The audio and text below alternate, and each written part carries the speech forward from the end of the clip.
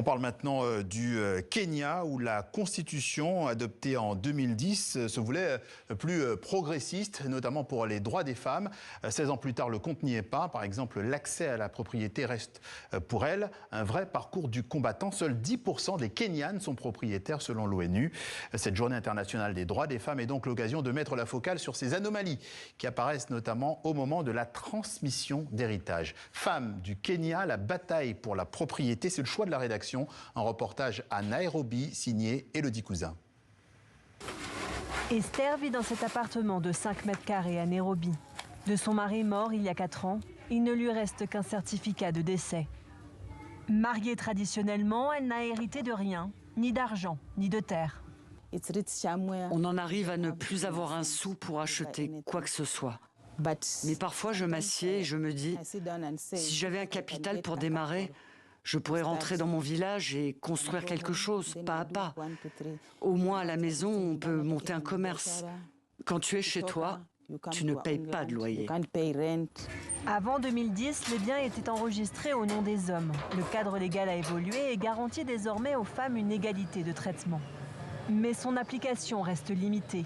Selon l'ONU, seuls 10% des Kenyanes possèdent un titre foncier. Esther a choisi de se battre pour récupérer son héritage avec l'aide d'une association juridique.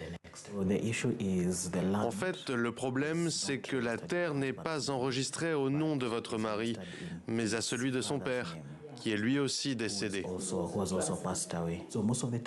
La plupart du temps, ce sont les hommes qui sont convoqués et à qui l'on dit « ça c'est pour toi, ça c'est pour toi ».